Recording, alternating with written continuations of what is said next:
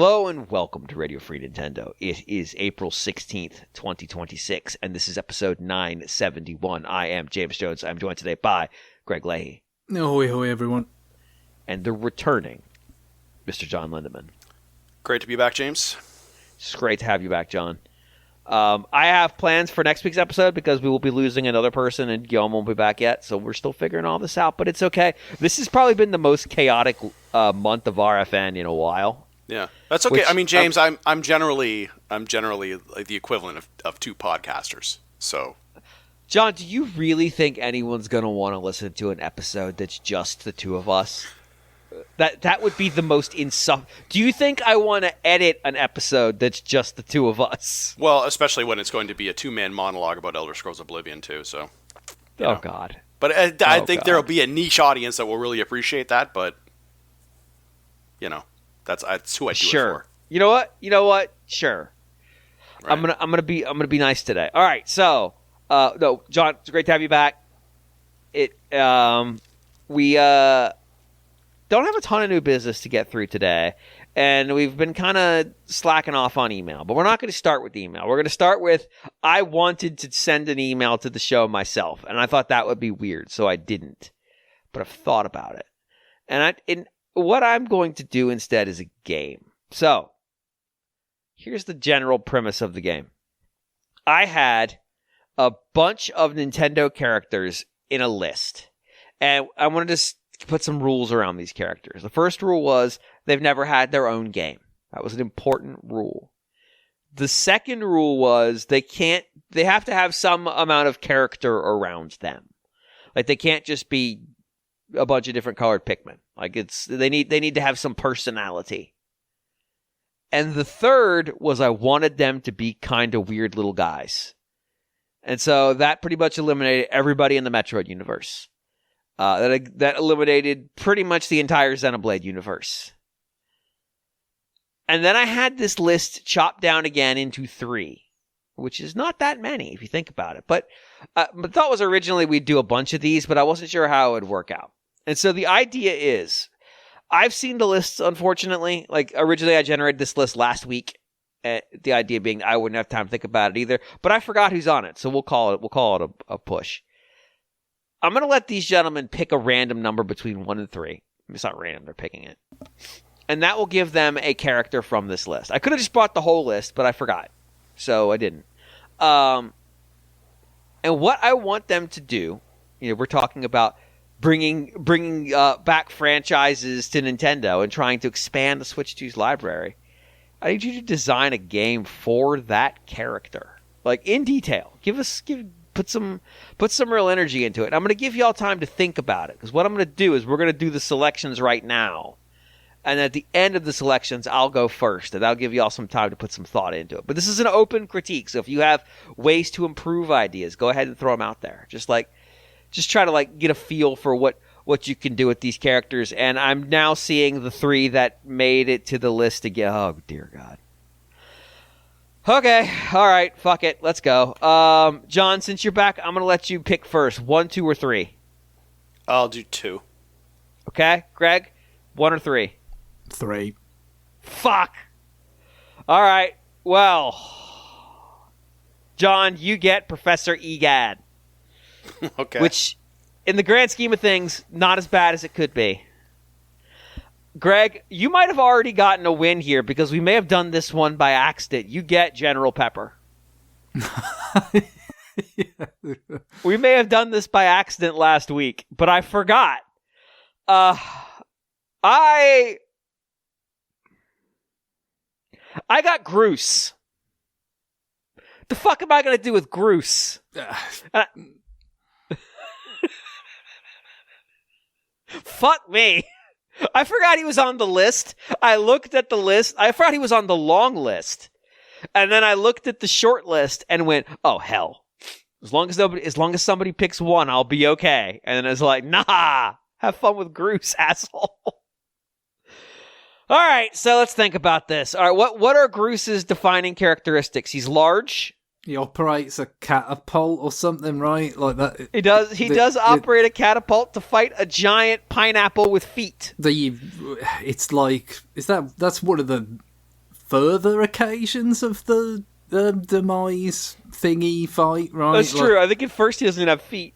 Yeah, exactly. So that's how they kind of quote unquote spice it up when it reoccurs. Like it is to introduce the gross factor. So maybe just try and run with that kernel of sounds like, okay, various gaming staples enhanced by the presence of Groose and equipment, shall we say, additional mechanical devices that he can operate to kind of, spice them up. Not provide, it was already there before we arrived. He just operated it. True. His other defining characteristics are his pompadour. The fact that he's basically just Disney's Beauty and the Beast Gaston, but even stupider somehow. And generally speaking, not as evil. Just kind of a jerk. Just kind of a bully, really. Yeah, it's very like. I mean, there isn't like it's been so long since I've not actually played Skyward Sword HD, even though I do own it. But like, is there a school setting up there in there Skyloft? Is, yes. Yeah, so he is literally the school bully, right? He has his two lackeys that laugh at all his jokes. But yeah, he is literally the school bully. Also, the school's population is 5. It's the 3 bullies, Zelda and Link. That's why I was kind of straining to think, is it just like, very much a school dynamic, but they don't actually have one because, they haven't got the population for that. But no, it's just, a very exclusive class. Yes. Well, yeah, I mean, any class with Groose is exclusive. So I'm trying to think of like, I could do something with the catapult. But I kind of want to genre step out here. And so it's a question of like, what would Groose do on his free time up in Skyloft? Because there's not a lot of Skyloft to do Skylofty things in, which I think was actually the name of one of our episodes. There's a bird. You can fly on your bird. I think he makes fun of Link because Link doesn't have a bird at the start of some bullshit. I don't know. Or Link's bird is weird. I can't remember. Yeah, it's pretty much just an iteration on the dynamic in Ocarina of Time at the start in the Kakiri Forest where they're teasing for not having a fairy, right? It's the same thing. Again, he has a pompadour. Like, I just keep going back to the fact he has a pompadour as like his defining characteristic. I should have cut Groose from the list. Fuck me. This is my own fault. All right, so I'm going to advance time a little bit. So we know the people of Skyloft end up moving to the ground because it's core to the canon of Zelda, such that Zelda has a canon. We know that Groose has been on the ground because, of course, he fell off the island as well, which is how he ends up down there with the giant pineapple and the catapult. I should have done Demise because I could just trying to put Demise in what's the name of the fashion series that Nintendo made with the Aki engine people? Oh yeah, Style Savvy. Style Savvy. Yeah, Style Savvy with Demise Egg. Was it Girls Mode, the Japanese name? Yeah, Girls Demise Girls Mode. So yeah, maybe you riff on the Japanese version instead if you. But I want this to be a like legitimate game. I don't want it to just be like I came up with something stupid and now we did it. And I don't know that it could work on those games that are very influenced by like sort of robust physics and building contraptions and that kind of thing. And it's just that Groose is you're doing it on Groose's behalf, shall we say? But he has to take the credit because that's the kind of blundering oaf character that he is. That's true. Like so, if it was really just but see now you've got me something. They've moved to the ground. And Skyloft is in the far past, but also whatever the fuck was going on in Tears of the Kingdom was in the far past. It's almost like these plots aren't compatible in any way, shape, or form, and there is no timeline.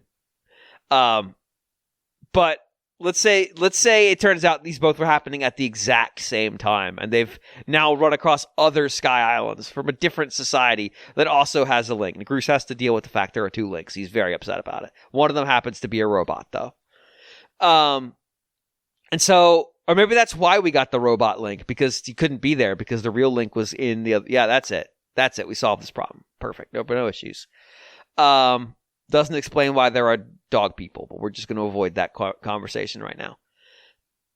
Groose is an expert on being on the ground, obviously. And of course, he's going to tell everybody in Skyloft as they're moving to the ground how much he was responsible for the trio surviving on the ground down there and making sure things were safe. He took the lead on that. But now they got to settle down there. And Link and Zelda are off doing things, probably each other, based on the premise of that game. And so Groose is taking charge, because the rest of the town is too stupid to realize Groose is a bumbling idiot. I mean, he survived on the ground. He must be smart. And it is a city builder where Groose has been made mayor, recolonizing the Earth from Skyloft. And here's the way you lose. If you're too fucking stupid and you screw things up, people will fly back to Skyloft. And you're going to have to try to get them to come back down. So the goal is to convince the people who are still up there to move down to the town you're building, without scaring off the people who are in the town you are in, which is going to require you speak to them sometimes and do like speeches, because you are the mayor. So it's like a whole text selection thing where you'll get the answer that you're trying to say, but you have to figure out how Groose, in his infinite intelligence, would word that answer to try to avoid like traps. Because it might be like, we're going to whatever thing Groose is going to promise to do, but he's going to bungle it because it's too complicated. So you gotta aim for simple things that make people happy, not something that sounds complicated, because then Groose will fuck it all up. And so you're building your town, you're trying to get people to move down there while also continuing to project the image of the hero. That's also very important. So maybe just build it on top of the Dragon Quest Builders engine, because fuck it, they got access to it. Tecmo Koei's available. Just do it. Like I'm struggling with things to do with Groose that are not so incredibly stupid, and the idea of Groose running an entire town is just, to me, is just perfect. Like I find that to be absolutely captivating, because the only other thing I come up with is fitness boxing starring Groose, like we did with Fist of the North Star, which is funny. Is very funny, but it's not a good game. This is actually a game that could potentially be amusing in a way that I would play it for its gameness, not for the fact it's fitness boxing starring Groose. I mean, could you do some sort of rhythm game where he's posing? Something like Muscle March or something like that? Okay. All right. I see where your head's at. I'm liking what you're putting down here. So basically, you're holding the Joy-Cons, and it tries to detect the pose you're in, kind of like Just Dance does. Yeah. And you're just striking Groose poses. Mm-hmm. Do you remember that? I can't remember what the show was called, but there was a TV show, I think originally came out of Japan, but lots of countries had it, like The Wall, where there'd be like a shape of a person cut out of the wall, and you had to make that hole shit. in the wall, was it? Hole in the wall, that's it, yeah. Hole in the Wall starring Groose. And it's just Groose poses. And everybody in town claps for Groose because Groose is the best. When Groose isn't on screen, everyone should be asking, where's Groose? Like, there is just something about, like, I mean, because the other option is visual novel where you just bully Link all the time. It takes place before the game. You just come up with ways to bully him, and that would be funny, but I don't think that's a message Nintendo wants to put out there. Well, you could have the visual novel where, they've avoided New Hyrule, whatever, the early days of the kingdom. They've avoided the folly of making him mayor or, governor or some other, really high ranking. But he is the principal of the school. And, he's sort of... Groose School Simulator! Yeah, Groose is running the school, and, like, it's you have to intervene if someone's doing a crappy job of being the school bully or something, I don't know. It's like Groose is going to have to cover math class because the math teacher is out. You look at the board and it's just squiggles and shit that are not actually human readable, and you have to try to like figure out what they're supposed to be. It raises the question if we could have a Hylian equivalent of Superintendent Chalmers to sort of play off Groose. That's true. So, that he's got to keep sort of making excuses for the failings of the school and all that kind of thing. That would be a good foil, I think, if we could come up with the right character. We do need a Ralph Wiggum too. Oh yeah, and we need pretty much all the Skinner classics, giving Otto the tubing and the breath mint to siphon off the petrol. So, we need Willie. But that's the thing, because if we're saying Groose is principal of the school, presumably time has passed.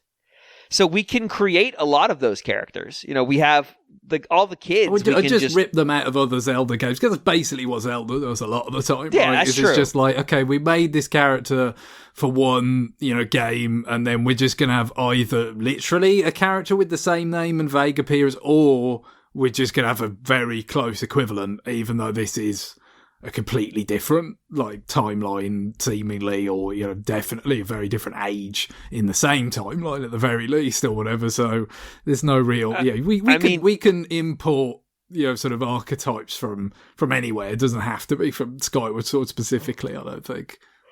But you could certainly say Zelda's father, as retired mayor, is the superintendent that he has to keep happy. Like, hey, former mayor, school's kind of fucking up. Can you keep an eye on? I'm not sure Groose is the right call here. And he's basically the Sage of Light from Ocarina of Time, right? Yeah, pretty much. But yeah. Again, speaking of just ripping characters from other games and just putting them in under somewhat different guise like that, yeah, that's very much that.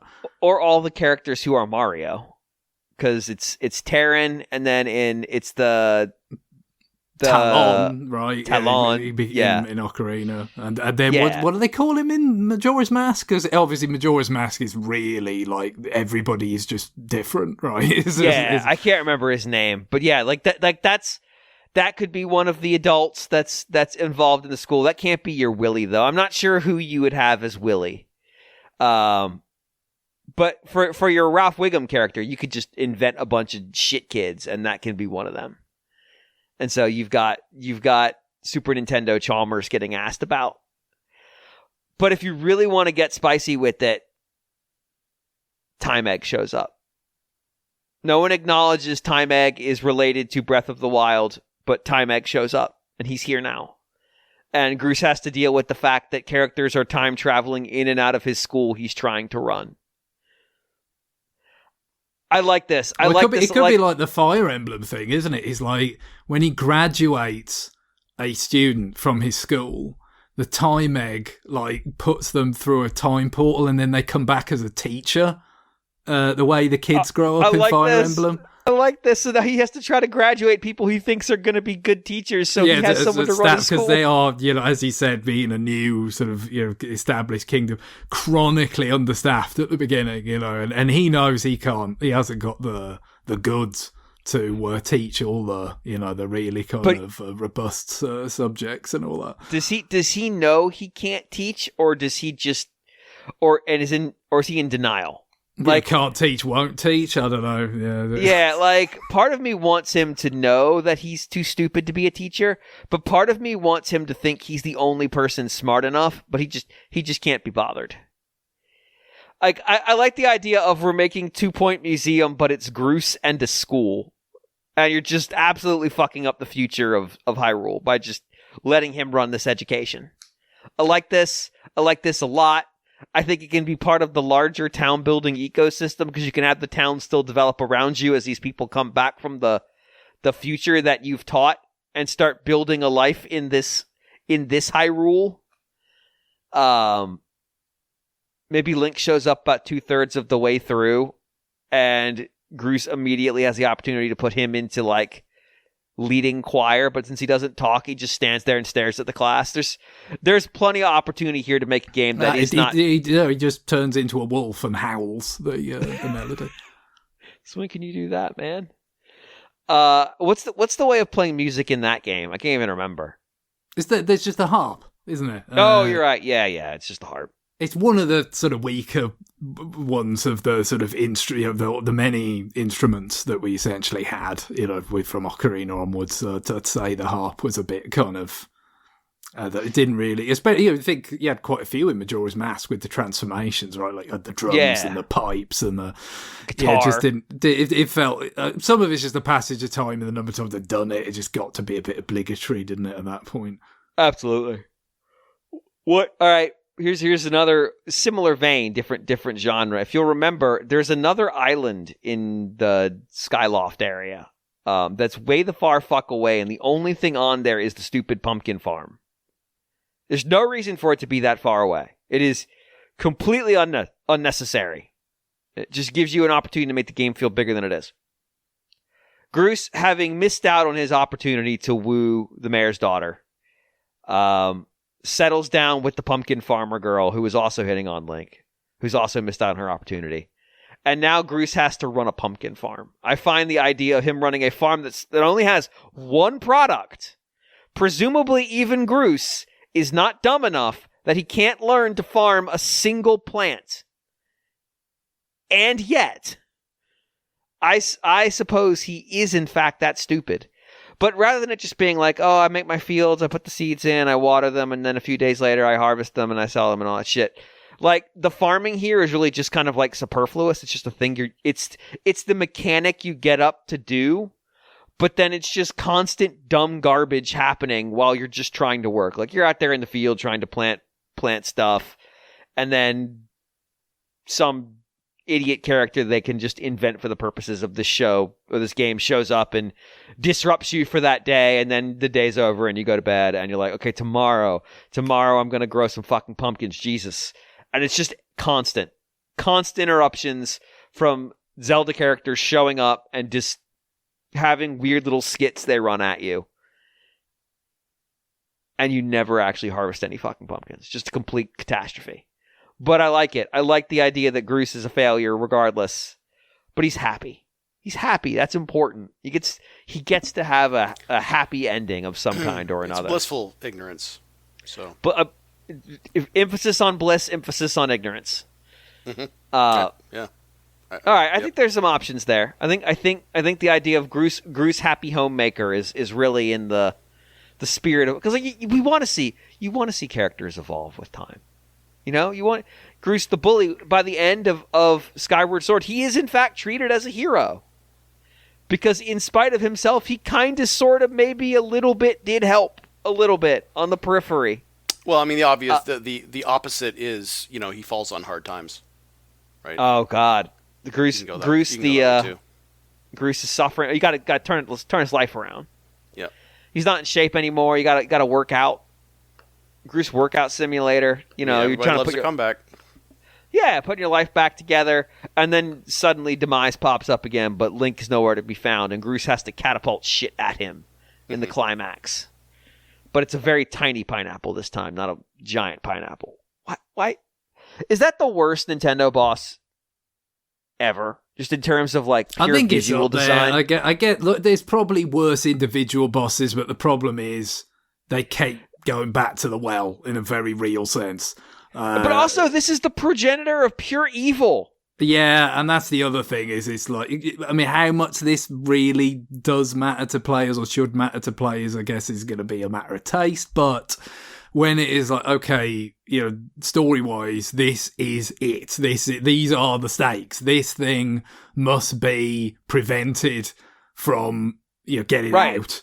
It's a bit silly looking, it's a bit risible, you see it too many times, it's just, yeah, obviously when you get to Demise's other form, it's, you know, basically kind of a Ganondorf-ish thing, except more like Akuma from Street Fighter. Yeah, he's built Ganondorf. Just very much a demon king sort of Japanese archetype. And his hair is lava instead of just red. Again, the Ganondorf of Tears of the Kingdom is quite Demisey, isn't it? Even more like Demisey than any other like the sort of, you know, converging as kind of designs. I obviously had a lot coming, from the beginning, but so yeah, I guess, you know, it isn't the ultimate like incarnation of the antagonist, and to a large degree your antagonist isn't really that so much as it is the helper guy, you know, that is the sword. What's his name again? Girahim, sorry. Girahim, yeah, Xant Girahim. is Twilight Princess's equivalent, yeah. Again, those characters are very similar. Yep, they don't mind working the same kind of row. But very fast, like not much... from one to the next in some cases, yeah. But, so...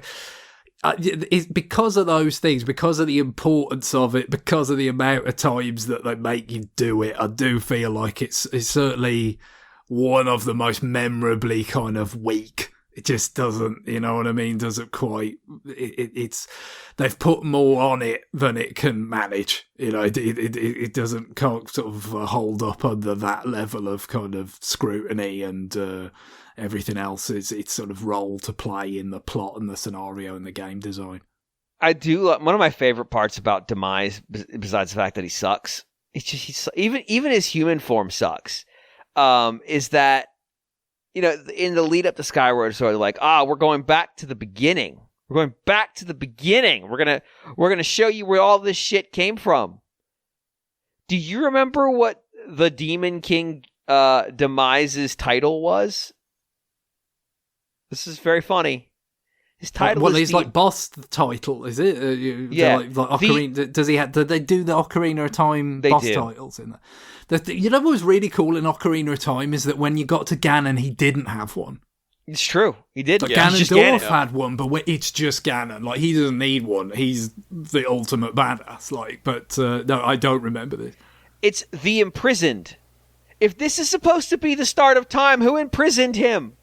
Yeah, I know, but the thing is with Zelda, it's like that became just the default playbook, essentially, wasn't it? It was just like, well, with A Link to the Past, right? It's just like, well, there was this earlier time when Ganondorf was a problem, or Ganon was a problem, I should say. Well, how did Ganon come to be? And all these, and then there's like, oh, well, that sort of imprisoning war thing that was the backstory in Link to the Past. Well, like Ocarina of Time is a version of that, and then then Skyward Sword is before that. So it's like, I suppose in a lot of ways, Wind Waker and Twilight Princess were both quite atypical because they were sequels to Ocarina of Time in really different ways, but they were actually furthering something rather than just of course you know this story, but before that there was this really more important stuff that happened, which was just the typical sort of thing that they did for a long time. And to be fair, Tears of the Kingdom is very much that, isn't it? It's like, let's not follow up Breath of the Wild. Let's actually say there was this other backstory that happened way before that was way more important, So, but even the stuff that takes place after Breath of the Wild, let's also not acknowledge it happened. No, exactly. So it is what it is. It's all very much means to an end rather than an end in itself, But, and before anybody writes, I know the goddess Hylia turned him into the giant pineapple. I'm aware. She's just a fucking terrible design. Just awful. Just terrible. I can't. It just kind of feels like that it was designed like for a different scenario, and then they just used it for the. You know what I mean? It just doesn't feel like a creature you designed. It for looks so silly. Something, demonic or incarnation of evil when it doesn't even have hands. The bloody silly toenail things that you've got to attack and stuff. I mean, it's just his mouth points straight up. It's so stupid. What a dumb. But creature. I mean, this is the game that also has the weird like Cyclops thing. Do you remember that? I mean, how goofy that looks. Yeah. Too. But that's not supposed to be the origin of evil. Exactly. Well, that's what I'm saying, though. Is just like if it was just another boss, among like ones like that, like you probably wouldn't think of it in the same way. But because again, the specific thing, the specific role that it's playing in the story, the context, then you just it takes on another dimension of just like why. But yeah. All right, John, you're up. Do you even remember who your character was? Yeah, it's Gadd. Okay. So for Gadd, I mean, so with him, I mean, we know that he is the mad scientist, created Poltergust. He also, as hinted in Super Mario Sunshine, created Flood. Yes. Yep. Is he, are we going to put him in a sham trial for creating Flood? Right. But also too, just looking at his character a bit, he also actually was a barista at the Star Beans Cafe in Mario and Luigi. Wow. Yeah. He also is responsible for Gooigi, so his crimes are manifold. True. Yes. But a very brilliant man. So my thought was, and he also actually created a time machine, I think, in one of the Mario and Luigi games as well. So sure. Yeah, it's the one with the Partners in Time. babies. Yeah, Partners in Time. That's right. So yeah, so he's that's the thing. I think that I was trying to think of something where it could be maybe like a 3D platformer where his whole goal is to go through time and collect the best coffee seeds throughout time, so he can have the best coffee. He have the best cafe in the universe across all timelines. Is this a young Gadd, so he can be spry, or is this full senile old man Gadd? Well, that's the thing. I think that it would have to be a full old man Gadd. However, because of his brilliance, he could augment himself with different types of suits depending on what environment he's visiting, wherever he is in the timeline. So he's trying to find kind of these magical coffee beans. So he goes to like ancient Rome and he outfits himself as a Roman centurion or something like that. Nice. And he goes through environments like that, like just about, and with an emphasis on it being ever more ridiculous, going back to caveman times and wearing a loincloth and stuff like that. You're really getting into like Katamari territory at this point, or it's just like I don't know, the dinosaurs. There's fucking dinosaurs now. Yeah. I like the idea that if you wanted to, you could have you start as old Gadd, and then one of your upgrades is you go back in time to Gadd's like young adulthood. Yeah. And you recruit like maybe, him, and now you like have that's something your motion update. I remember my mom used to make some coffee that I loved, and you could go back to his youth. Yeah, right? And then you recruit a younger, sprier Gadd, and that's your big mid-game upgrade.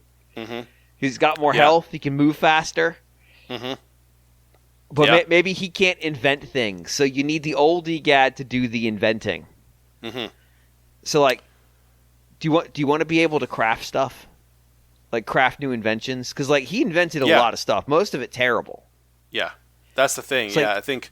Yeah, and so I think it would be funny to have him like you have to invent terrible stuff in order to complete some of these levels. So there's like a gate in your way, not maybe a literal gate, but if something is gating off your progress, and you need to invent a solution. Yeah, that's why. So you have to get old Gadd to the problem so he can see it. But beyond that, and you would have like kind of a limited toolbox of things where, or maybe per level, you could have a bunch of items that on the surface don't look like anything you would ever combine, but given elements in the environment, you could figure out a way. Like Gadd could have his eureka moment and say, "Oh, hey, I was just thinking, if I did this, if I connected this, I don't know, this ceiling fan to a bullhorn." It would like blow the sound waves out in such a way that you could make these dumb inventions, kind of thing. There's a vaguely similar concept to me of Mario and Luigi in the most recent Mario and Luigi, the Brothership. Like there's I forget what they call it. It's all like Luigi inspiration or whatever. Like he kind of there's these little moments he has where he sort of like rubs his moustache and he comes up with something to like be able. I think sometimes in the middle of a boss fight for like doing extra damage, like like a way you could counter an attack or something. So it's not even that. And to be fair, of the two people from Luigi's Mansion, who would we think would have such moments of inspiration? Probably not Luigi. So Probably not. Yeah. All right, here you go, John. I got something for you. Every time you go to a new area, the time machine fails and blows up into a bunch of pieces. Mm-hmm. Because it's pretty shoddy craftsmanship here. Yeah. So in the stage, in order to get to the beans, you got to collect parts that have been spread all over the stage. That's for your platforming. Like, I got to get up there. And you got to do two things. You got to rebuild enough of the time machine that you can get it running again. So maybe the time machine slowly shrinks over the course of the game as it's losing components. Yep. And other paraphernalia, I don't mean drugs, that were in the time machine, and that's the material that Gadd uses to make the MacGuffin to solve this level's problem. Mm-hmm. And of course, the thing that you need to make the time machine work is always on the other side of the problem. Yeah. Along with the beans. Yep. Yeah, I mean, you call it Egad, the barista of time. I like that you like hung on to this one random reference that he was a barista, and we're gonna build the whole thing around. I was so fucking sure he was gonna say Gadd's mean bean machine, but no. No, it's been done, Greg. It's been done. No, I wouldn't accuse you of being unoriginal, John. No, this is true. I'm still writing Egad's mean bean machine down. Yeah, yeah. But that's what I think, because I think that I like it. That's random, because I mean the whole kind of mad scientist thing. It's been done. That's not really anything unique. But what I think is really weird and kooky is the fact that he owned a cafe. Like, that's so random. You can't help but incorporate it into the larger game idea. Like, maybe that's kind of his niche interest on the side, like that's kind of what humanizes him, because that's he's what such he gets up in the morning for. It's his equivalent of was it Doc from Punch Out being obsessed with chocolate? Like, it's just like his thing. It's like, well, he's a very brilliant man, but he's sort of motivated by coffee, like Scooby is motivated by Scooby snacks. Yeah, he gets up in the morning for coffee, but he does science in order to fulfill his desire for. Oh, that's it. He's just always been trying to create the time machine, because that's all he really ever wanted, was to get that coffee. Mm-hmm. Yeah. Damn. He was always curious about, what was coffee like when the Earth was young. What kind of coffee did the dinosaurs drink? Right. And they're just running away from dinosaurs, trying to pick up parts to your time machine, only to find out that they don't actually drink coffee because they're fucking dinosaurs. Mm-hmm. Yeah. Oh, I should have thought of this. All right, well, let me go back. And then you try to go back. See, I like the idea of you start with dinosaurs. Like, you go all the way back. You go too far, obviously, but you go all the way back, and then you're just trying to get forward in time to get back to whenever he was still running his bar, his coffee bar. Mm-hmm. He's not there because that's a younger him. So he's older him is the one trying to get back to there, so that he can deliver the beans to the younger him and just get that cup of coffee. Yeah. That's the whole goal. It's kind of sort of a little bit like a parody of Chrono Trigger, in which case I would think if we want a parody version of Lavos, you could have our favourite imprisoned thing as the sort of bizarre outer shell for the ultimate evil. Lord. There's some good stuff there. Mm-hmm. There's some good stuff there that would be maybe a terrible game, but probably at least amusing. Yeah. It definitely feels like a project for what are some of the companies that used to make like the lower end 3D platformers for Nintendo? 3D platformers, I mean, they really kind of went off them, though, for a long time, didn't they? Did. I mean, I guess, you had your R-Toons and your R-Zess, but they were generally doing 2D stuff, Yoshi's Island DS and New Island and stuff. So, yeah, there wasn't a lot of it for quite a while, it's kind of why Bonanza is like a relatively big deal, in that, it's like not only is it a 3D platformer, but it isn't Mario, you know what I mean? It's letting one of their other characters have one again, because obviously a lot of the other stuff is like, after there was Wario World, if you want to go back to that with the treasure in the earlier aughts and stuff, but after that, like, Wario Land Shake, it was in 2D. The Yoshi stuff was in 2D, Princess Peach, Super Princess Peach or DS was in 2D. So they really kind of locked that down for a long time in terms of spin-offs anyway. What are you thinking, good feel, James? Yeah, I mean, Goodfield would be a good candidate here. I'm They did a lot of 2D stuff, but I guess it's starting to look like Yoshi's Crafted World had a little bit more of a 2.5D kind of thing going on, because it was all about the environments, could almost be, like kind of homemade kind of papercraft things, and you could like go like play on the flip side of the level, and it kind of had paths that went in and out of the screen and stuff. And then of course what's it called, Princess Peach Showtime, that obviously is very multimodal. Oh, right? That's true, yeah. But it does have a 3D component to a lot of it, right? So it's definitely not just the earlier stuff where you're talking strictly 2D, Wario Land Shake It, Kirby's Epic Yarn, Yoshi's Woolly World, etc. Those were very 2D. What, John? What if it's just an alternate approach to EGAD usage here? What if it's just EGAD runs a haunted house? Like, what is he doing with all those boos? We never find out. Mm-hmm. He's just putting them in a container. Mm-hmm. What if he's secretly been running a haunted house? Like, he has to test the poltergust somehow, right? And it's like he's making them into portraits again. That's only for the portrait ghosts, though. Like, what's he doing with all the other ones? What do you do with the portraits? You put a gallery together, and that's kind of macabre, isn't it? Yeah, but how much do you kind of get back to the business simulator thing of just like running a gallery, a gallery of the dead. I like that. What if you could have like breakouts or like one of them? Oh shit! The baby broke out of its portrait again. Fuck. But like, what's he do with all the chaff? Like all the orange and green and blue ghosts that Luigi sucks up. Like, are they just disposed of? Is that it turns it into some sort of paranormal slurry? Yeah, there you go. Maybe you can pay $10 to get a facial treatment with paranormal slurry. I like the idea of turning this character into something that's like, is this actually a bad character? Like, he's just a weird character. What if we make him a little bit evil? Just a little bit evil. Just a little bit evil as a treat. John, I think the idea of EGAD coffee time jumper.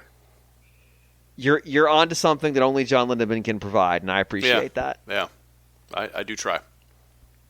All right, Greg, that leaves you with General Pepper, which we kind of already did last week. So we were obviously talking from the other side, right? The idea of like, what if there was a Star Fox game where you're billing General Pepper? You've got to decide, how much money, what's your bid going to be on the presumably, it's a public procurement scenario. The Cornerian government sort of puts it out there, the job that needs doing, and then there's various bidders, from the Star Fox team. Star Wolf, presumably, will bid sometimes, if Andros isn't planning something bad, they got to earn some scratch somewhere and leave the hard feelings behind, and various other mercenary teams, I imagine, would bid and all that kind of thing. And so if you was playing Star Fox, you would have to think about, okay, what's the cheapest we could say that, to try and undercut the other bidders and still get the job done. Could we afford to just look? Yeah, no, it's all right. We could just trust Slippy with this one and not charge that much, for instance. But now we're putting it the other way around, right? So it's General Pepper. So he's got to look at the bids and say, well, we've got to judge the risk that we're facing, what's the job that needs doing, how perilous is this to Cornerian security, this threat that we're trying to counter, and then, how much money's he got? And who do you trust to do specific job? You probably can't keep hiring Star Fox, right? So sometime, or certainly not specific members of Star Fox, at some point you probably are going to have to trust Slippy to do something, right? So, you got to pick your moment with that. But the other thing I think we really need that is just so woefully underrepresented in video games, lobbying, right? Yes! So we get to play as General Pepper lobbying the Cornerian government for more fucking money. It's like, I like the idea that the Cornerian government has been invaded pretty much every moment in its history, and they're like, nah, we got to cut the defense budget. Yeah, it's like that. Sorry, we've got all these other problems. There just isn't public support for more, money spent on defense. So you, as General Pepper, you have got to, kind of do some very, kind of persuasive efforts to get public support, and then work the corridors of power in a sort of adventure game type scenario to get support of just like, no, we need a bigger budget to spend, on outside contractors.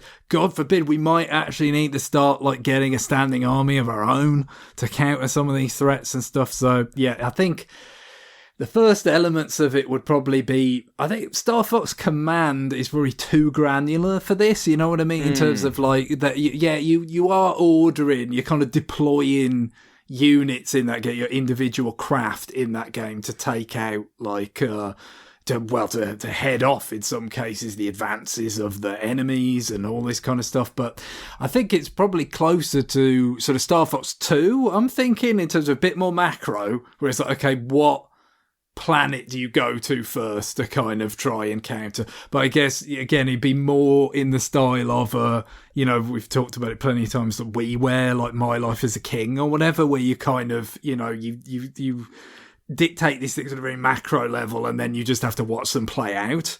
And it's a lot of it, deciding, like I said, where can you afford to skimp on spending, and where can you think you really have to spend the money to get the full McCloud job, to very definitely end a particular threat or whatever. And then as you do a good job, maybe you get the political clout to do the adventure game stuff of like actually beefing up the budget, getting the army that you need, and events that you get to some kind of end game state of Corneria's security is guaranteed for the future. So it really is the wish fulfillment, the vicarious kind of enjoyment that I think a lot of people have been seeking about building the military-industrial complex. That underdog. It is my lifelong dream. Yes, the underdog in so much of fiction finally getting explored in video games. I like the idea that the net outcome of best ending is you put Star Fox out on his ass.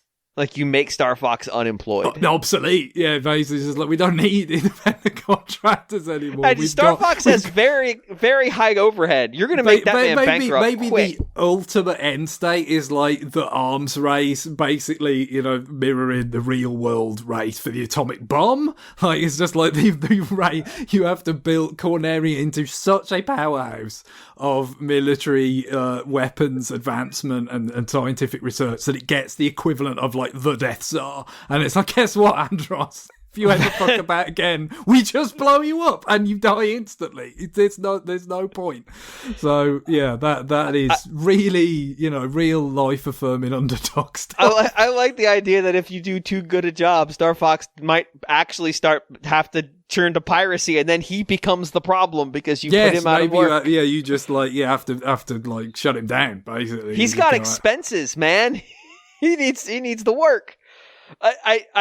I like the idea, though, of like trying to figure out how you use your money, because you mentioned it. Like, I got to figure out how big this threat is. Well, that means you're going to need to put money into intelligence, but that means you're not putting money into hiring mercenaries or developing your own capabilities. Where you got your kind of soft power versus direct confrontation sort of elements, I suppose, as well. If you're going to go all in on the political intrigue, if it's not just like, well, here's this guy, he's clearly bad and he wants to invade the galaxy. If it's more just like, well, we've got different, like, planetary powers, and can we play them off against each other and just step aside and let that happen, and, or forge alliances, that kind of thing. So obviously it's getting a bit beyond the general's, kind of direct purview, but... I mean, in a military in a military context, in a context in which war is happening, like, especially like World War I is a really good example, but even during World War II, the generals were executing a tremendous amount of political power as well, because the entirety of the state was turned to the art of making war. I like the idea that you could how's the best way of wording this? That as you get more information, you'd find out like, okay, there's an attack coming. Oh, it's fucking Andrew. Oh, whatever. Send the worst mercenary we have. Is Bill busy? Send fucking Bill. We don't need to worry about this bullshit. And as long as Bill doesn't die, you've got Bill for the next time dumbass nobody show up. Like if Pigma Dengar shows up, you're like, fuck it. Just this is the no cost option. I'm going to go solve this. But if you lose Bill, now you got to spend more money. You got to hire people who are aware. And the market is the market. They know that you've lost your best internal pilot. They're going to charge a little bit extra now. And if somebody goes down, if you lose fucking Slippy, everybody's going to charge a little bit more because they know, Slippy's not available anymore. So, they're could raise these prices a little bit. But I also like the idea that if you do too good a job, apathy sets in, and like the danger of giant robot monkey face becomes so abstract that they start cutting your budget. Like, well, no, complacency, the peace dividend, yeah, like peace in our times, and it's like, no, fuck, shit. Andros, that's like one of the endings is just it's an aging General Pepper. Just going, no, the giant robotic monkey face will come back one day. It's like, yeah, sure, Grandpa, yeah, well, they're sort of putting him out to pasture. I like the idea, though, that a tactic might be let something get through so you can get more money. Like, just be like, hey, did you see that, that the stupid Leon is coming? You let him come through. What? Let him come through. But why? We need to send a message to the fucking politicians. Let him come through. Like you could make this some real Machiavellian shit, and that's what Star Fox needs. It doesn't need a new shooter game. I think that's boring bullshit. I need the military to be leading the state by its nose to maximize the amount of money in the military-industrial complex, and if somebody dies in the process, well, that's just the way it goes. It's dark. It's dark. It's the dark future Star Fox needs. You gotta break some eggs to make a Star Fox omelet, is what you're saying. That's right. Mm-hmm. And if those eggs happen to be a planet, fuck it. There's too many goddamn planets in the Corneria system anyway. They can make more. There are just too many planets. Like that system has way too many inhabited planets. Like, yeah, Andros is going to be able to make another giant monkey robot face because there's so many planets. What if there were less planets? He wouldn't have access to so much material. And you blow up one robot monkey face, is he going to be able to make another one? Another polygonal face in space? Like, come on. You sometimes you got to starve the problem out. And if that means blowing up your own planets to keep them from having resources, that's a price I'm willing to pay. I like this. I like this a lot. This is devious. And Nintendo will definitely... I mean, what's Intelligent Systems working on, really? Like, Fortune's Weave? Fortune's fuck? Get out of here. We have bigger fish to fry. Fuck, I like this one. We ended up with 3 games that are actually not terrible. And I don't know how I feel about that. They're all like deeply cynical in one way or another. I can't imagine why. But they're like actually legitimate games somehow. I thought this was just gonna be like, I don't know. Yeah. EGAD in a spaceship. I've done this too many times to fail, James.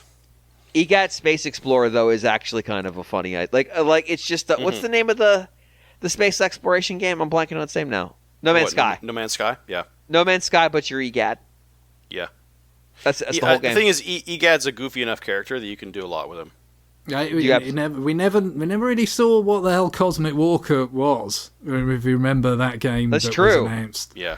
Which was really kind of strange back then because, like, they weren't in the habit of announcing things and that weren't close to like, like they announced Punch-Out and the Sin and Punishment sequel at the same time, and those games were pretty far along, but Cosmic Walker, whatever the hell that was, just never heard from again.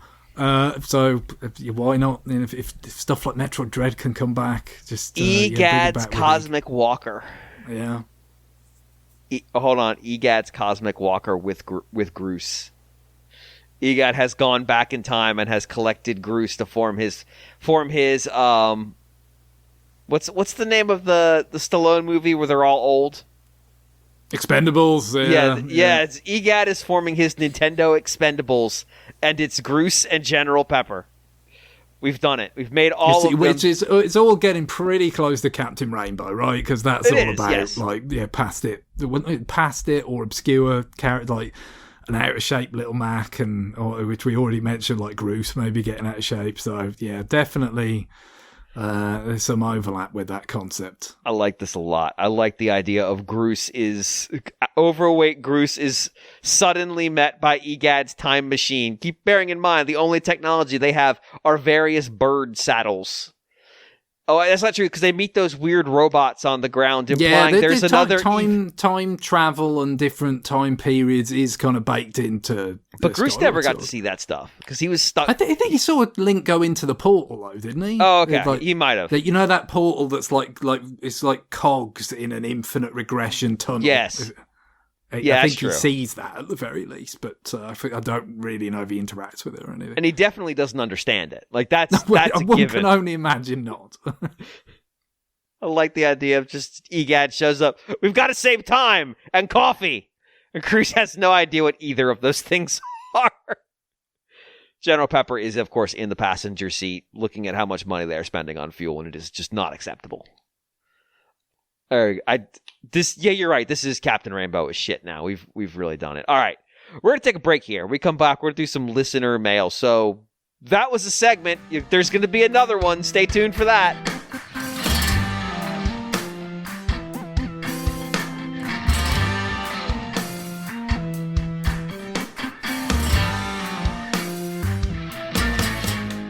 We are back with the first listener mail segment in a long time. And emails. Hey, listener mail segment runs on emails. And you guys have actually been doing a pretty decent job sending us emails. We're getting a lot of the same people. And that's not to denigrate those people. We love them and we thank them for their duty. But we know there are more listeners out there. I have the listener numbers. So, if you haven't sent an email, here's your challenge this week. Send us an email to rfn@nintendoworldreport.com. If you have sent us an email, you can also send to rfn@nintendoworldreport.com. But I'm calling out the freeloaders who just listen to the show and don't send email. Well, and don't care about only a small number of people guiding the conversation, you know?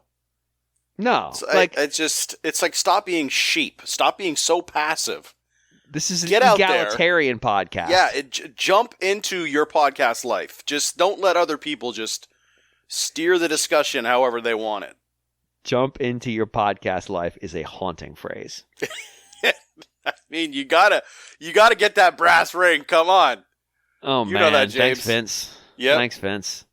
All right. So John, since you've got the ruthless aggression in you, why don't you read the first email? It's a ruthless depression era. First off, Reg McFly writes, "Dear RFN." That's dark. No, hold on. We need to talk about the ruthless depression era. That's what they're calling it. That's what they're calling WWF now. Or oh my god! They're calling it the ruthless depression era. Yeah, because it's all of this dumb Pat McAfee stuff. They're calling it the ruthless depression era. So, Reg McFly writes, "Dear RFN, as you've ignored me recently." That's coming right out of the gate pretty hard. I'm just going to get down to business. In the spirit of Pacopia, you are transported to a deserted island, and there is no chance of you getting home contact anytime soon. You are allowed 3 Nintendo characters across all characters to land with you. Who do you pick? Well, so we're going to a deserted island, so you don't have to worry about being chuckstered, which is good.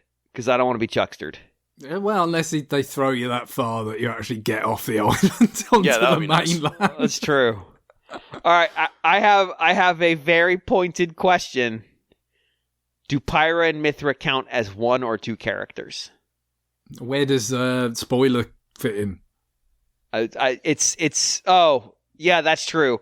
If I go with spoiler, do I get like a value pack essentially? Because like I'm thinking about like I'm gonna need hands, like just to start with. Assuming there's resources on the island that can be leveraged to like create shelter and stuff, like I'm gonna need hands. So if I can find a way to sneakily get an extra set of hands, I feel like that's a move. I mean, I can tell you right out of the gate. I like that the first question is, can I cheat? Yeah, but I mean, these are Nintendo characters, so these are these like characters made by Nintendo, like Nintendo's stable of characters. Yeah. And I'll count the Xenoblade ones because I mean they're owned by Nintendo. Right. I mean, my first thought would be Turok because Turok would be a pretty handy guy to have on a desert island with you, but he's not a Nintendo character. There's no dinosaurs on the island. Well, that we know of. but I mean, come on, he's like he is an indigenous people, so therefore he'd be able to hunt. I'm assuming this. He would has be able a weapon that will drill the brain out of these wild pigs, yes. Right. Yeah, I mean, he'd be a handy guy to have around. I mean, with no dinosaurs on the island, I mean, he wouldn't be distracted. He could just be like, dude, go out and hunt. See, John has literally chosen the opposite of what I'm thinking. I'm thinking 3 Yoshis. Because, I mean, they know islands, don't they? Right? They do, yeah. And then, I mean, they can basically do everything you need. Obviously, transportation, right? I don't want to wear my legs out, so that's important. And if you got 3 Yoshis, they can kind of relay me like they do with Baby Mario in Yoshi's Island. The other thing is, you. I mean, I don't really know the mechanics of it, but if you look at Yoshi's Island, they can turn into cars, helicopters, trains. I mean, anything you need, isn't it? If you want to escape the island, you can use that. If you want to build some sort of infrastructure that's magical Yoshi based, it seems like that's also feasible. So, I mean, I think 3 Yoshis and you're done. Maybe just for laughs, one of them can be Boshi. Just to have someone who's a bit of a seemingly moody kind of take on the character, just for variety. But yeah, I don't think you need more than that. I assume that means that Yoshi Island logic applies in general, and you're specifically asking for the Yoshi Island version of the Yoshis, not Yoshi sort of generically. Yeah, I think so. That's the best. Well, like I said, they're the ones that can turn into cars and shit. I mean, that's not really generally. Because otherwise you're just getting a bunch of dinosaurs that just say Yoshi over and over again. Yeah, I mean, that's going to make you insane. Gathering fruit, that's a useful thing. But they eat it all! They could be trained to spit it back out. It's fine. I don't know that Yoshi's being trained is actually canon.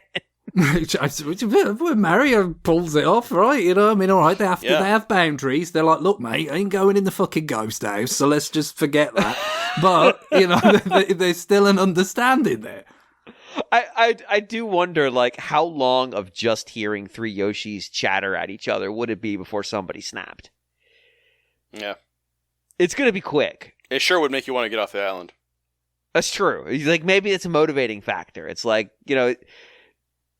for those kids who weren't around for it, which would be everyone listening to the show, the Gilligan's Island crew finally got off in a made-for-TV movie and they went back. You're not going back to the Yoshi Island. You're just not having it.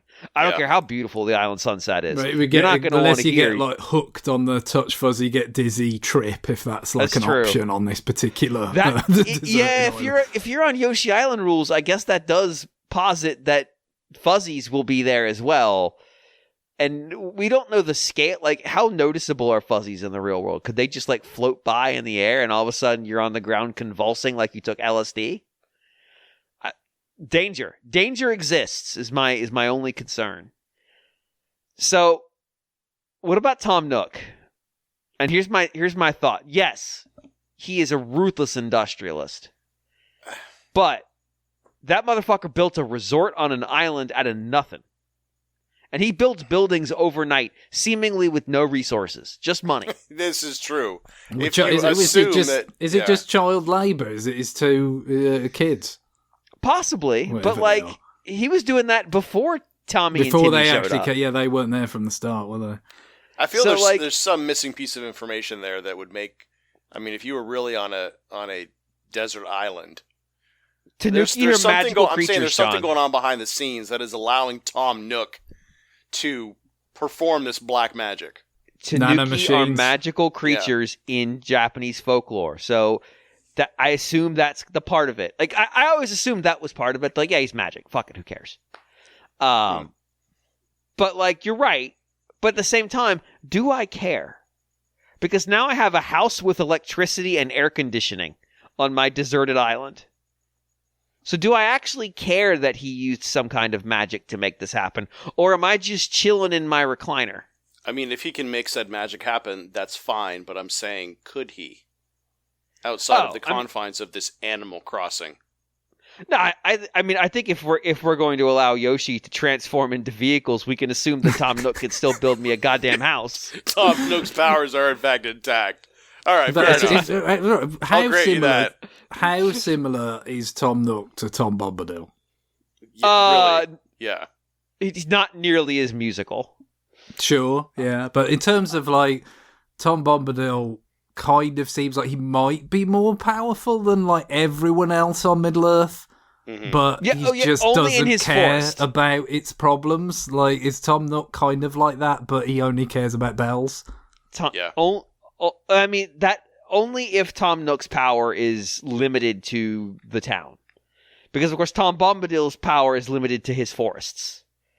And so if you wanted to defeat Tom Bombadil, just slowly cut down the forest. Which is, in fact, what is happening by the end of the Third Age. The forest has shrunk so much from when it covered the whole land that his area of control is somewhat limited to the Barrow Downs and the Old Man Willow and that shit. Also, hey, that's the Hobbit. The Hobbit's really silly. Just in case you did keep forgetting, that's a children's book. But he has lovely yellow shoes. We see Lord of the Rings though, right? Bombadil. Yeah, he is. He's mentioned, but do they actually go? Frodo goes there. Yeah, to his house. All right.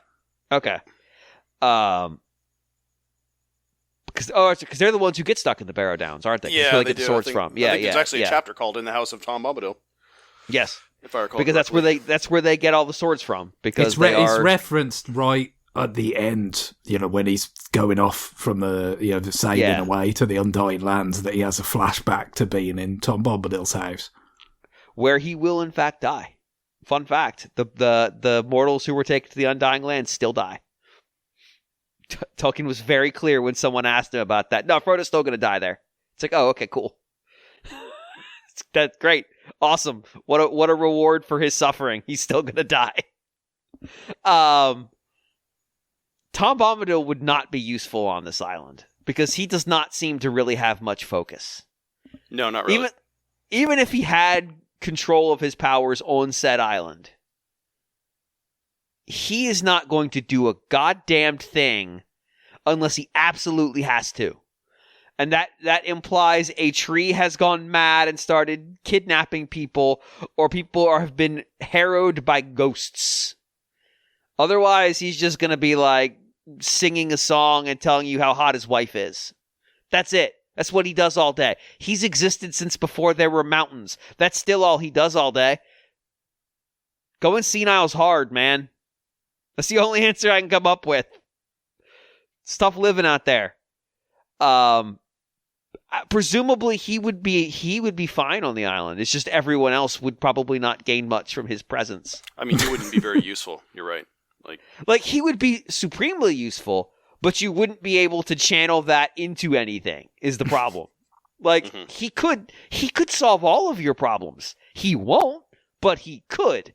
And in a way, that's more frustrating than having Groose on your island, who can't solve any of your problems, but at least you know he's making an effort. It's like, what about? Yes. I've got one that's not so much a character, but an item, right? Okay. It's the Smash Brothers sandbag. Because, first of all, you can do the castaway thing, and just it's already got a little bit of a face on it, and then you could call it a name and have it as a sounding board. But also, you could take out your frustration on it, and when you do, it spawns more items. That's true, and you can hit it further as you go. The more times you hit it. Eventually, maybe you'll hit it off the island. Little high score thing. Yeah, maybe at some point you could pin a message to it, and then if you craft a home run bat, you could just absolutely ping it onto the mainland. Job done.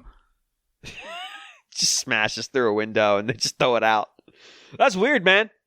I mean, by that by that argument, is Bullet Bill the answer here? And here's my thinking. You can stand on Bullet Bill. It's perfectly safe. Just don't get hit by it. But Bullet Bill, as near as I can tell, can fly forever. So why not just have Bullet Bill fire you in a direction that you see birds come from, and just ride it until you see land, and then just jump and you kill him, like jump in place. You kill him, you fall down to the land, and you're good to go. You're safe. You made it. You flew off the island. I like that the email explicitly says you are not leaving the island, and we're like, okay, so how are we leaving the island?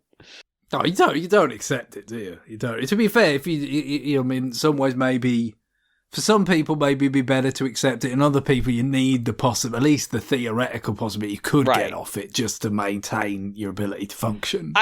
I think what you need is someone who is guaranteed, who has a lot of power, who's going to want to get the fuck off the island. Like that is their like core. Their personality is so fundamentally going to be motivated by the challenge in front of them that you'll be able to get work out of them. And so we spoke about him earlier. I think Ganondorf is an interesting candidate here because he's going to want to get the fuck off the island. We know this. We've seen him literally do all kinds of shit to get the fuck off of an island. Or getting sealed in things for ages. I mean, he's patient and he's persistent, but I wouldn't say quick results are necessarily his sort of area of expertise. But he's going to make an effort. I don't have to worry about him just being like, this island's not so bad, and kicking back. Like, we saw his actions resulted in Hyrule being buried under an ocean, which, again, feels like the gods made a slight overreaction. If we're being like, this isn't Genesis. The Genesis flood was like, everyone is wicked. It's all gotta go. That's the key metric of the Genesis flood story, which is, of course, is just the Sumerian flood story, but put that aside. This was one guy is wicked, and the gods were like, well, fuck it all. But we don't really have a way to counter it other than just, flood everything. I've tried nothing, and I'm all out of ideas. That was what the Hylian gods came up with. So, like, Ganon immediately response to this was, well, not immediate. Thousands years later response to this was, well, fuck them. I'm going to stick it in their eye again. I don't care. Like, you need that kind of a motivated persistence. Like not just I need to get off this island because I need to get off this island. It's, I need to get off this island because F these people who put me on this island. Well, like, I think if you're thinking about being stuck on islands in a Zelda context, I kind of feel like, I could imagine Link, if it's the same one, which obviously is a bit of an issue, but, if it's the same one that goes through Link's Awakening, and then he finds himself on an island again, and it's like, who would he bring with him? I think he'd be like, Zelda's got to be there this time, It'd be like, you were the one character that wasn't kind of there the last time, so you have to be on the desert island with me this time. I think he's going to be like, hey, can we get that bird chick back? This is great. I don't have to deal with Zelda. This is perfect. Could you unseagull her, please? I think Link would have been fine on the island. I think he'd have been happy to stay there. But, I mean, he did have to wake up the windfish for reasons. Is there ever actually a reason given why he has to do that? Or is it just like, I'm going to fuck this place up. Let's do it. I thought it was just a metaphor for him waking up because he was unconscious. I mean, it is, but like, he was still motivated in the context of the the dream. Within the scenario itself. Is there? Yeah, I guess I always just kind of felt, well, there doesn't kind of have to be because it's just it's here. It is a dream. He's working through whatever he's going through, in that unconscious state after being shipwrecked or something. But I guess not the only interpretation. Yeah, because like the life that he was going to live on that island seemed like it'd be pretty good. Too good. That's the thing, is he had to reject it to go and be a hero again, to go through the hardships again. Oh man, no, you don't. No, you don't, man. Don't run from happiness, kids. Don't run from happiness. It's like the hero shade version of him in Twilight Princess. He's just whatever. Even if he succeeds, he's sort of destined to be all wistful and sad and stuff. See, he ran from happiness. Just like you go on this island, everything looks good. You've been adopted into this family. There's all kinds of weird shit on this island. It's a pretty good place. Just don't fucking wake up the giant egg. It's not that hard. Giant egg, leave it alone. Like he had to do so much shit to wake that egg up. Like you could have just not done it. He could have just been. You know what he could have done? He could have been on. I'm gonna go to this beach. Oh, it's covered in monsters. Let me deal with these monsters. Now we've got this nice beach that we can just hang out on. It'll be great. And they'd be like, hey, you want to go wake up the egg? No, I don't. I'm good here. I'm set. That's like, there's a sense of, I need somebody who looks at the situation and says, this is as good as we're going to do. We don't need to fuck around with this. You need that realist who can look at the situation with open eyes and say, no, we're set. We're set here. And so I need Tom Nook. I think that's necessary. He is a logistic solution in singular form, which means he doesn't take that much food either. We can manage his food income, like keep him fed, keep him building us ever larger estates. I need somebody who is not afraid of anything. Somebody who I can send in, because look, if it's an island, you're going to be dealing with extreme weather. What are you talking, Donkey Kong? No, because Donkey Kong's too strong. And unpredictable. Like I can't tell Donkey Kong what to do. Because like I'm gonna go, Donkey Kong, I need you to go clean this area up out of trees so we have like a place to set up. And he's just gonna make noise at me. And I'm fucked. Because what am I gonna do? Yell at him? I'm gonna get killed. Nah. See, I'm thinking of somebody who knows how to deal with extremes. And the answer here is obviously Raymond Bryce. I'm just gonna say someone who can deal with disasters and days of crisis. I was gonna say. Yeah, but still, if there's a volcano on the island, he's probably going to end up dropping you in it, isn't he? We're just not going to go up. See, I'm going to look at I'm not dependent on him to pull me up. Is the point, Ray? We don't have to go up there. That volcano is not hurting us. Because remember, they're only up there to do search and rescue. Now, granted, they fucking sucked at it, but it's like, hey, we don't need to go up there. We'll just stay down here. You know what happens up there? You've seen it, man. Down here, perfectly safe. I don't have a pocket watch. Everything's fine. We're good. Good. Genuine question. Do you like that version of the scene better than the start of Cliffhanger or not? You know, does the fact that it's a volcano give it that extra sort of stakes? Yeah. You know what Absolutely. I mean? Not just gonna. Yeah, the fall's not just going to kill him. It's just going to be his corpse is going to fall into the. We're going to incinerate him while he's still alive. Yes, that's exactly what I need. No, I think you got Tom Nook building us houses. I've got Ray out there handling security. You know, there could be like boar. If you've never actually seen a wild boar, which I have had the misfortune of seeing, they're big and scary. Like they're legitimately frightening things that will kill you. So I've got Ray to deal with that problem. Also, if there's a fire tornado, we're set. He's got this. He's an expert.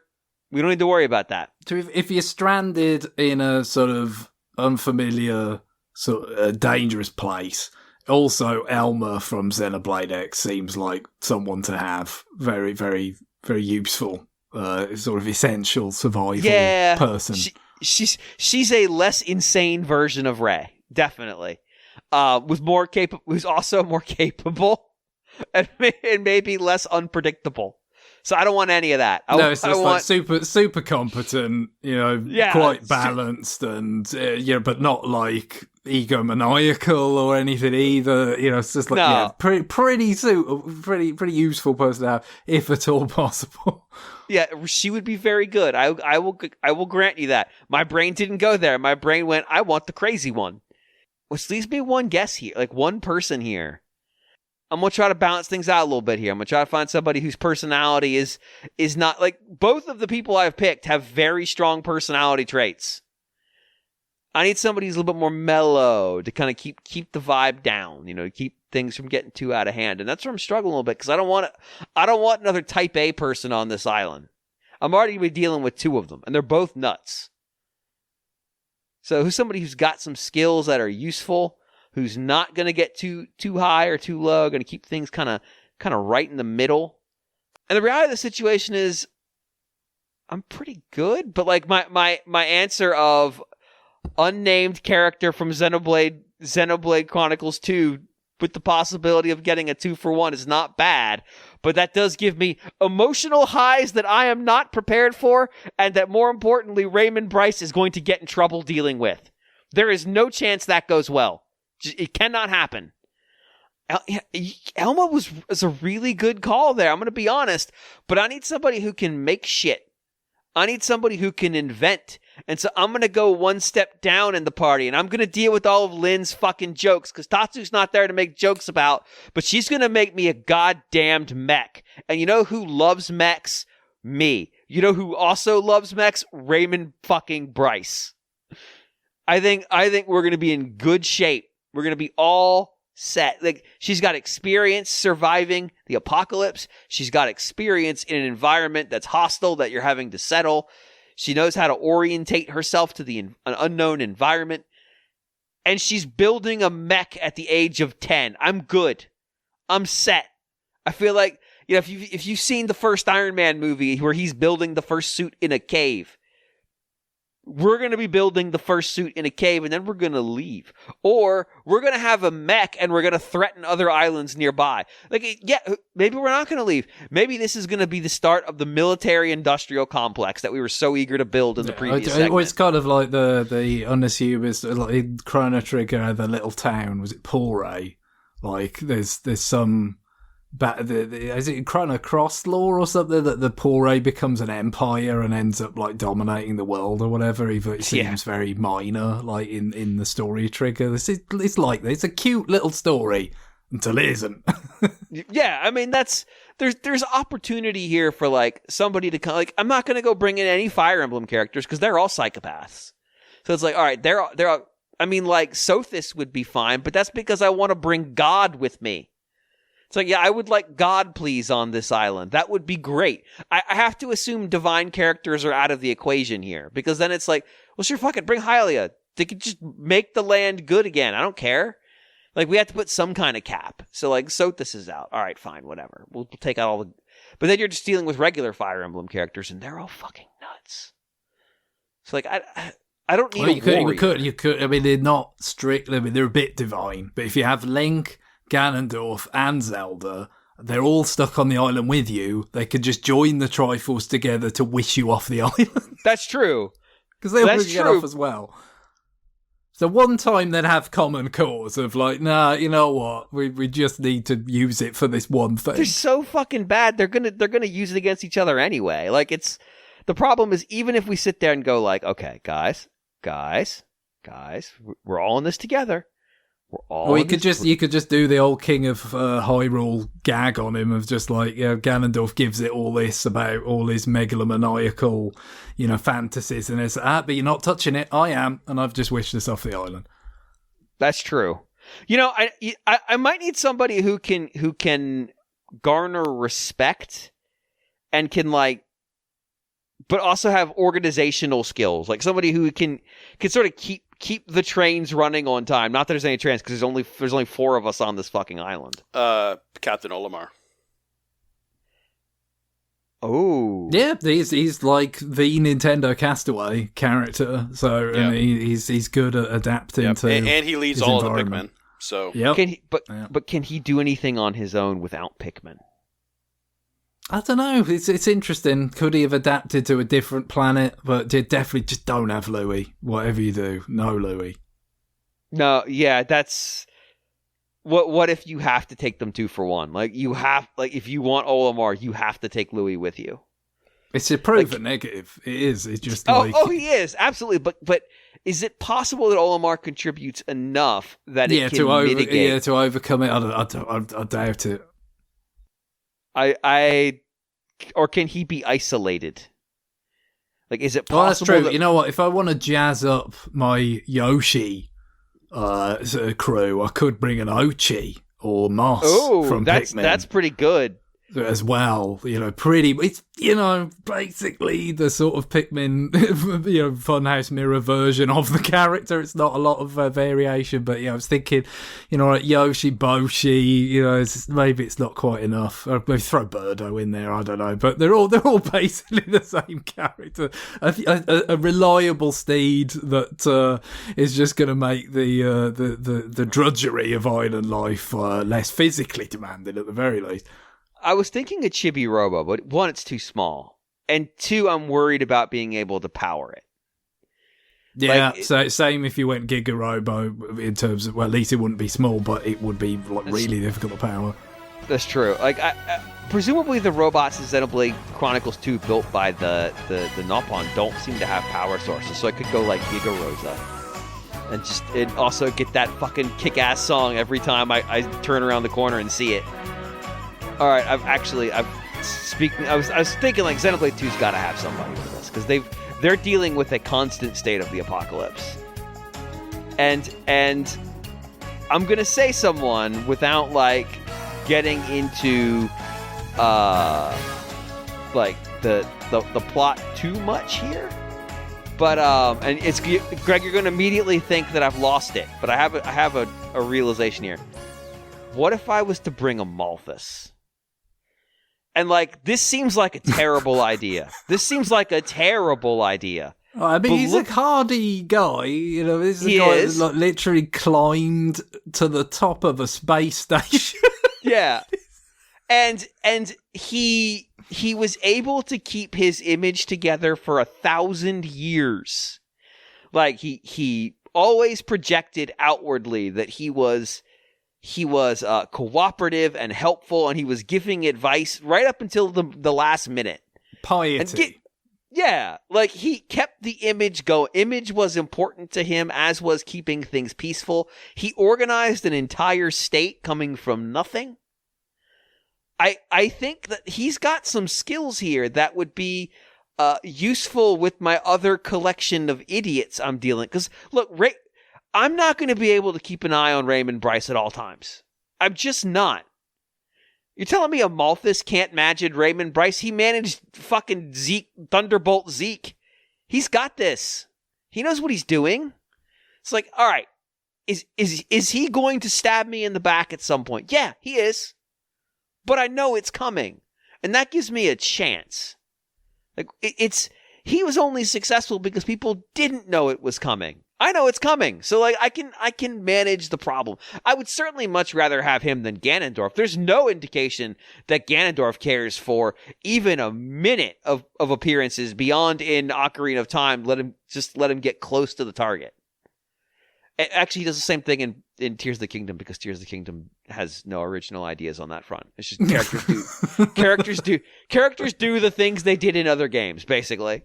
Yeah, I'm going to go with the Malthus. I feel like he's got good ideas. Not all of his ideas are, I want to be clear, not every idea is good. Yeah, but on the whole... It maybe another character in my stable of pets/steeds could be Dromark. Because, Dromark is probably a bit more combat proficient than Yoshi. Yeah. And he's conversational. Ochi, and you can have a good chat with him, but still, run your fingers through his luxurious fur, and so you will have to provide him with the sleeping cap, though. I will. It's all right. Okay. I can do that. I'll knit it myself. Stupidest scene in that game. It's everything in that scene is stupid, and it's just this overwhelming, cascading stupidity, and they cap it off with Dromark in a sleeping cap. It's like, all right, now we got there. You did it. Congratulations. There's 11 sight gags in 10 seconds. Beautiful. All right, John, did you give your list? I would say probably I would stick with Olimar, and probably let's see, I'd probably throw Samus in there. Samus would be useful. Just she has been stranded more than once. Yeah, just for pure protection. It's like, I guess it would be kind of almost inexplicable if she were not depowered before being consigned to this island, isn't it? Right. So she's dealt with it plenty of times before. Question is, does the island have upgrades that she can get back? That is the question, right? We don't know. I mean, but she's strong even without it. So like you have something to work with there. Yeah. And probably, just talking about sort of that Yoshi sort of being able to change into any shape. I don't know if I don't know if I would use Kirby. Ditto, maybe. One of those two. It'd be kind of a toss-up between those two. Ditto would be very useful. If we're talking the Ditto of Pokopia. Yeah. It's showing beyond human intelligence. I mean, yes. Today I made a refrigerator, a microwave, and a rocket ship. Yeah. Like, Ditto has reached some form of, like, the villain in a John Carpenter movie at this point. Yeah, and it can also transform into a Lapras as well. Yeah, it's almost to the point of, what is its benevolence? You want to talk, if you want to talk about, like, Tom Bombadil, Ditto is Tom Bombadil, pretty much. Yeah. On his island, he is king. On his island, he is king. Yeah. And if you ask nicely enough, he'll give you a refrigerator. Mm-hmm. And run electricity to your house somehow. Yeah, just, give him a little bit of twine, and he's got this. We go. Yeah. He's everybody's, almost to the point of, like, that's kind of creepy. He's everybody's friend. It is. It's to the point Ditto, where darling, you're the best. Yeah, you start to feel like everybody's brainwashed. And it's like, okay, yeah. It's like, what's going on here? Is this a cult or something? I found this for you. Oh, it's a stick. Great. Awesome, everything you absolutely do is always the best. It's great. It's like, wait a minute. Has anyone ever told you that you're the greatest? Yeah, everyone has told me I'm the greatest. Yes, everyone, to the point where it makes me wonder if I'm actually not the greatest. You just watched someone do that a minute ago, and you clapped as they did it. Yeah. What makes me so great? I just pulled a carrot out of the ground. What is so great about that? I crafted wood from sticks. I picked up a stick. Yeah. You're the greatest. I filled in some dirt that I am responsible for the whole being there to begin with. Yeah. That's my favorite, when they run over because you filled in some dirt and they're like, wow, you did it. And I'm like, yeah, I did. I agree. Did. Yeah, I did all of it. I did that, yes. Like, ignore the fact that I flattened a mountain, which I also did. I put a little bit of dirt in the ground. This is the most important moment of your life. Yeah. Remember that mountain that was over there that's not anymore? I did that too. Mm-hmm. Nobody clapped for me there because I was 20 feet from town and not in the middle of fucking town. Yeah, and right now I'm carrying 999 cubes of beach sand. Top that. Ditto's so strong. Ditto's strong. I mean, I was carrying around 2 refrigerators earlier today. Ditto is strong as fuck. Yep. You ever removed a refrigerator? It sucks. He's got 2 and it's no problem. Ditto might be... If it's that Ditto, you might be onto something here, John. Yeah, all right, you got Ditto one more. is kind of a god. So. That was your third one, wasn't it? Yeah. Yep. That Ditto is really... Well, just get 3 Dittos. Like, fuck it. Yeah, really. Because Ditto can become anybody. But to make it a little more interesting, Ditto, yeah. Samus, Olimar. Just sitting around just hanging out with Ditto, be like, yeah, Ditto, this is the life. Can you transform into a pitcher of alcohol? I'm thirsty. Yeah, exactly. And Ditto's like, no, I got to go craft that. And he comes back and he hands you a pitcher full of, I don't know, 7-year-old scotch. It's like, all right. Yep. What's up, brother? All right. I think it's going to call that email. I think that email is emailed out. What are we on time? Let's do one more. Greg, would you read the second email? Sure. So Alan writes, Dear RFN, I recently enjoyed reading Keza MacDonald's book, Super Nintendo, How One Japanese Company Helped the World Have Fun. Much of the broader content is well covered at this point, but there are a few anecdotes and details drawn from more recent interviews that were new to me. It got me thinking, are there any undocumented stories, real or otherwise, from the history of video games that you would like to see comprehensively exposed in a new book? And just to throw it out there, have you considered publishing a compilation of James' RFN article images captioned with Jon's meticulous descriptions? Surely a fitting tribute to honour 1,000 episodes. Thank you for the show. Oh, God. I've thought about doing something with them, but I'm not sure what. Yeah. Because I've got like 350 of them right now. It's a problem. That's like, so the thought of a coffee table book of those is terrifying. Yeah, and also we'd run into some legal trouble because I'm using assets from things, but For sure.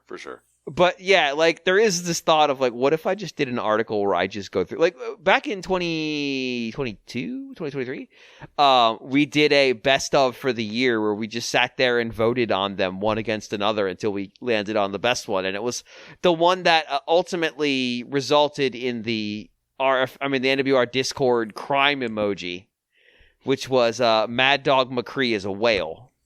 Right. Yeah. We started that process again in the next year, but it never finished it because it took forever. Well, yeah, I mean, you could do it like I guess you could do it once a day. You could do kind of the playoff thing, right? Like one versus the other and just vote. Yeah. Just keep running through them. Yeah. Still, there's a lot of them though. I mean, it's 52. There's hundreds. Yeah. Rough. Yeah.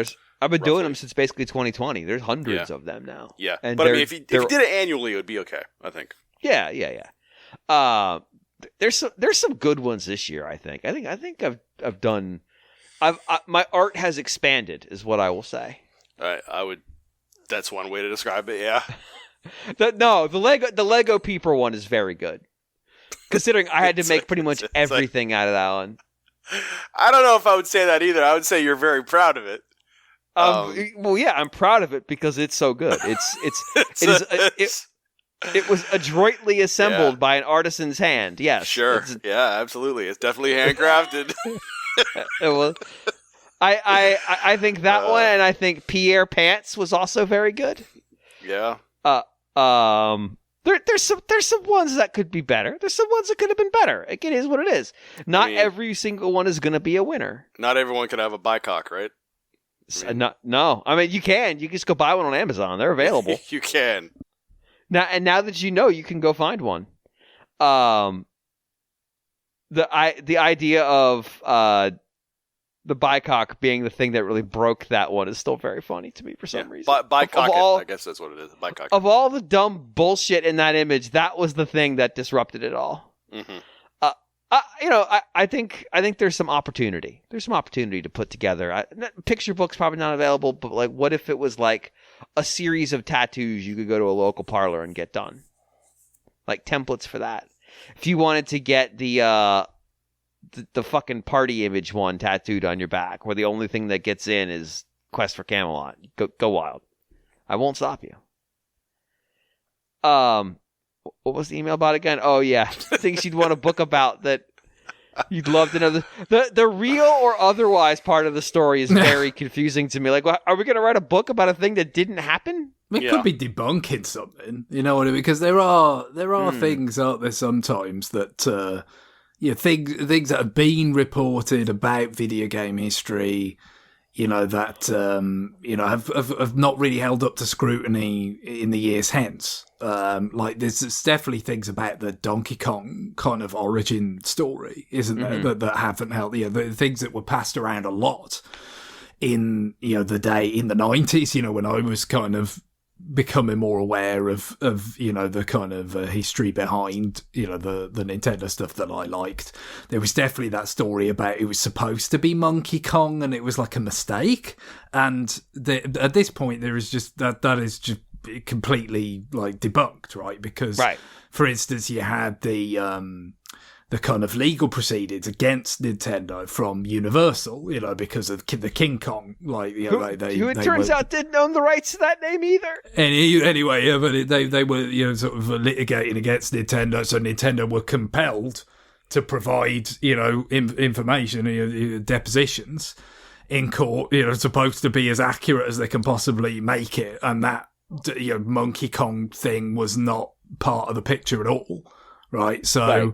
there are stories, that are presumably more so stories, that they might have been passed around as something that was true, but actually, there's an exploration, that could be done into them in terms of what is our best understanding of what actually went on there now, and also how did this become this kind of myth, or whatever that got going and got sort of perpetuated for a length of time. I mean, there's definitely some interest in those sorts of elements, because there's quite a lot of for an industry it's not that old. There's quite a lot of apocrypha around, especially the early part of these things. But for me, I guess the problem is I'm not entirely sure how much of some of the kind of period that I'm most interested in might have had some light shed on it by the whole, quote unquote leaks out of Nintendo, by which we mean, stuff that was stolen from Right. them, that I'm not fully, kind of delved into all the things it suggested. But I think probably some of the stuff I'd be most interested in is these sort of roads not taken, and what kind of ideas and how far did they get down the road of game designs and concepts for games for things that didn't pan out. I mean, first of all, there's the obviously everyone is always going to remember the PlayStation, the Super CD, whatever you want to say, the collaboration with Sony that fell apart on a CD add-on for the Super Famicom / Super Nintendo,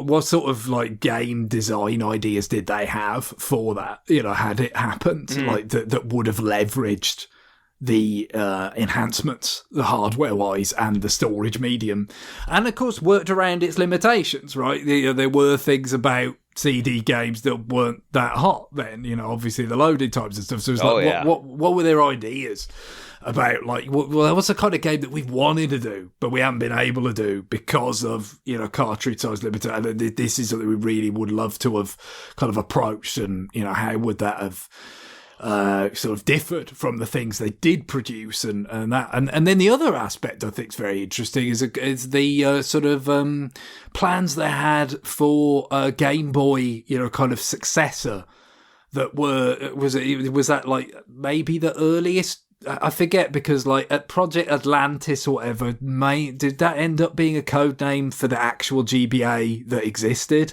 But maybe it was also, that name was kicked around earlier than that, when they might have done a successor sooner. But of course, as we know, Pokemon, comes along in the mid-90s and just completely sort of revivifies the the Game Boy scene in Japan first, but ultimately, that kind of convinces them that it's something that can go beyond Japan, and you get Game Boy Color as kind of a stopgap, and then we don't end up getting a full-on generational successor until 2001, which is an awful long time, after 1989, when the Game Boy debuted. So I think it would be interesting to see, and again, there may be a certain amount of this out there, but also perhaps more to be discovered if Nintendo will ever be willing to kind of divulge some of this stuff, their plans for a mid-90s Game Boy successor, that was more advanced. What could you make? What would they have liked to make of it? What the ideas that they would have had for something at that time that would have to push the kind of portable gaming space forward. What did they think it was lacking at that time, and what did it need, and I guess it just what was their diagnosis of how to revive the Game Boy at that time? Because I'm sure it wasn't Pokemon. I mean, they weren't thinking Pokemon is going to single-handedly make the Game Boy white hot again. So I'd be really interested to see stuff like that. That's a good one. I was thinking about stuff. We talked about things that they were ideas they were kicking around. I would have loved to have seen what ideas they had kicking around on the Satellaview that never actually made it out. Yeah, I feel the same way with the 64DD. I've never really seen anybody really dive into the 64DD. There must be something in Japan that goes into it. But Oh, I'm sure sure. they're- And I mean, of yeah. course, again, I think the most interesting thing about something like 64DD is not even the stuff we got. It's what you might have got, right? Because in the end, it was kind of like it was another one of those projects, a bit like Virtual Boy, although, again, the baffling distinction being, that Virtual Boy they did put out in the US, whereas 64DD they sensibly and Logic did not. But, where it's like they invested so much into it that they followed through on it, but not really. You know what I mean? Right. Somewhere there's a certain exercise of like control of just like, this was something of a dead end. But, like I said, there's a degree of follow through, but in a limited sense. Some of the sort of things, the ideas that they would have had that did not come fully to fruition, because presumably at a certain point it's just like, well, it's not going to be a worldwide release. We're thinking more about the next generation of consoles now, whatever it might be. What were the ideas that they really had, if it had been a viable extension to the N64 platform? I think that's where the really kind of cool stories might be. Yeah, no, I think that's fair. I'm just more interested, like, on the Teleview side of, like, they brought Saint Giga in, almost killed them in the process, and said the way we're going to do this is transmitting sound over satellite-based radio. And it's like, how the fuck did y'all even get here? Like, what was the path that took you from here to there? And then what was it like developing products for that? Because, of course, it's different. And it was being developed. A lot of these are being developed outside of Nintendo. Like, how did they manage people playing with the Nintendo brand for something they're going to broadcast over a satellite radio system? How do you manage the image and the quality and all that stuff? And distribution model. It's so weird. It's so fucking weird. Yeah, But, I'd also I mean, like to see something, too, about like the filming of the early Nintendo commercials with the Jack Black commercial. I've never seen anything about that. Yeah, like what did their early 90s marketing, how did that I work? thought that was Atari. Did he do a Nintendo one as well? No, right, yeah, you're thinking of Pitfall. Who am I thinking of? Or is There was the Rudd one for the Super Nintendo, which Yes, they that's sort what I'm of thinking of. they Well, yeah. referenced that with Switch 2 just Yes. last year. I'm thinking of remember that. Pitfall. The Pitfall commercial, you're absolutely right, yes. So yeah, something like that. But like the process with that, I mean, really like that whole kind of early marketing, like how did they approach that, and what was it like filming those? there's been some pretty great stuff about early the NES, like the test launch, and like the Video Game History Foundation's got some really good stuff about the test launch, and people have interviewed some of the relatively small number of people that comprised Nintendo of America at that time, basically, how they made decisions, the things they did. Like I can remember hearing about, I think they got a couple of people from the Mets, like Ron Darling and somebody else, to like demonstrate baseball. Because they were launching in the New York market and stuff, like just the kind of how they made certain decisions, how they marketed it. I think that the whole thing that they were originally going to do a test launch in a much more obscure part of them. I think like Kentucky, maybe? Yeah, you usually do test launches in places that aren't major cities. And then they ended, no, we're going to do it in New York City and all. Like there's loads of really interesting stuff that's come up relatively recently. I mean, again, I'm sure it's building on stuff that was all known longer ago, but maybe just wasn't circulated as much. But it feels like just in the last few years I've heard more about that whole process, and it's kind of filled in some gaps, and just because it was what you could say is there was this sort of vacuum because of what had happened to the gaming console market in the US with Atari, but just it was so kind of up for grabs. But, somebody had to do it, and Nintendo did it, and the specific way they did it, and all the kind of weird little kind of random elements to it, and how it could so easily be very different, and it's very interesting. Yeah, I in another area I'm thinking about I would love to understand the management transition that happened at Nintendo, and not the recent one. The one that happened at like 2004 that put Iwata in charge. Because we went from a company that had had a member of the family at the head since its founding to bringing an outsider in and put a true outsider too, like not even a Nintendo employee. Yeah, it technically wasn't. Yeah, so I mean, they've been very close collaboration, for decades, but they're still. And I mean, again, not just of course, the Nintendo at that point had like more than a century of history, and it had like whatever it was, like 3 presidents, like ever, and they were all named Yamauchi. But obviously the big. You think of the son-in-law Arakawa. Right, that was where I was going with it. Like, he was they had running, an heir. He was running sort of NOA. He was important in all that stuff that happened. I mean, I think again it's a bit fuzzy, and maybe there's more detail, but. Is there some story about, they ended up with the Tyson license for Punch-Out because Arakawa saw him fight in New York City when he was, sort of up and coming, and that's how that happened, So Arakawa was, like, very important to, but he didn't get the big chair, when the time came. And so, again, how much... you're ever going to get out of that, that's really kind of inner circle kind of stuff. Oh, yeah. Oh, go ahead. No, wait, it doesn't seem terribly likely you'll ever get the really kind of details on it, but it's a fascinating part of their history because it was a part where they were kind of had a lot of challenges anyway, to be fair.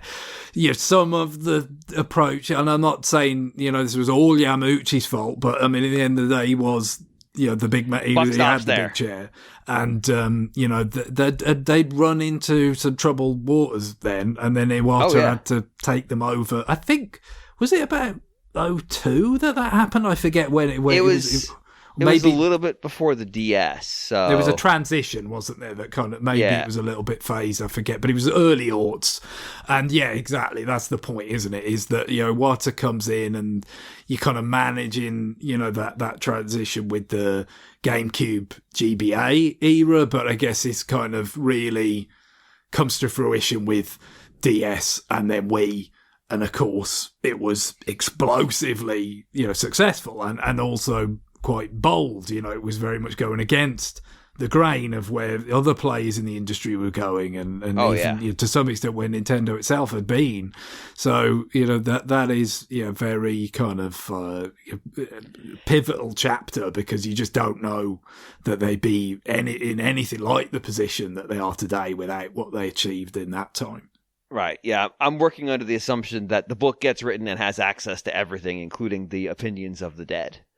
Like, I would love to know. This is the thing, isn't it? And they've never been... You get interviews, and there's some interesting stuff that comes out, especially, Japanese language sources from those early days. I think there was some really quite colourful interview or like sort of piece that was translated between Itoi and Miyamoto not that long ago. That sounds from right. From Shmuplations, they do a lot of historical translations of Japanese language. Pieces, magazine interviews and stuff from the past. And that's the kind of stuff that just, never exist outside of Japan. Right. At any time period, probably, because it's always been very carefully image managed, from the beginning, even when it was a less, sprawling or, sort of expensive corporate infrastructure. They were very careful about image management, but you get some more candid stuff from those earlier days that, and they're probably still waiting to be kind of translated and circulated in more English language kind of circles. Going into the future, I would have thought. Yeah, I mean, I would love just to get some insight on, because you're right, the transition for Iwata, they brought him over from HAL, but didn't declare him the successor yet. But obviously that was their intention. Like, why? Why him? What would Yamauchi have said was the reason I'm taking it out of the family and putting all my eggs in this basket? What did yeah, you yeah, see? the immediate family and the corporate family to a degree, right? You know, so it's like it was a bold choice, but certainly, I mean, Iwata was pretty sort of special, sort of individual, I guess. It was just sheer, you know, kind of faith in his unique skill set of both, you know, kind of executive potential, but also knowing on a very, you know, kind of involved level the nature of the medium, you know, and what it involves in development. John, did you still have a go? No, I think I already gave mine. Okay. Didn't I? I can't remember. It's late. I'm tired. Yeah. What about the Konix? Can we get a book about the Konix? I need this. That's that really fucked up console that never got made. Yeah, there's all kinds of weird stuff like that, like the Phantom as well, right? Oh yeah, like the only thing that ever came out was the lap desk. Yeah, I mean that would actually be like that. That would be an interesting book, is the consoles that never were. Yeah, like, and how close did they get? How close did they actually get? Like, you could have a chapter on every single console that just didn't happen. That was hyped. Did the video we see of the Amico, was that ever an actual working prototype, or was that just like a PCB in a box inside an Amico hardware kit? Yeah. Yep. 100%. That like. But that's sort of like what Greg said too. It's like what didn't happen is more interesting than what did happen, because you know those stories roughly. They've been and the problem with that obviously is that it gets into the sort of realms of the speculative, it's a tricky balance to strike, and obviously, but that is where the skill of an author, you know, or whoever be putting together, you know, this sort of piece comes into play, right? Is sort of weaving things together that feel like you striking a balance of the speculative, but with, you know, a certain amount of grounding in, well, these people were there, you know, they've got their, you know, perspectives, which, especially with more time being removed from when those things happen, may diverge quite a lot, you know. It's just like, well, these people were both in positions to be primary sources, but they're telling you things that don't really add up. They're a bit inconsistent.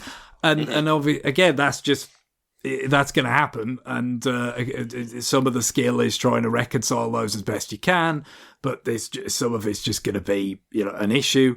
I've certainly heard, you know, things, you know, in big moments in tech history, you know, to do with, you know, Jobs and Wozniak and all that kind of stuff, where, you know, there's diverging accounts of things that went down with that. So yeah, I mean that is, you know, something that a skilled person, you know, has to kind of, you get all these different threads together and kind of weave them into something that works for the reader, that isn't just like total fabrication either, right? But you know, if you could do that, I think it probably feels really kind of interesting to read. I guess it's a little bit like the, you know, if anybody's seen Jodorowsky's Dune, you know, the film about the film that never happened, where Jodorowsky, the South American filmmaker, wanted to adapt Dune before it was adapted by Dino De Laurentiis and you know, David Lynch, and he had all these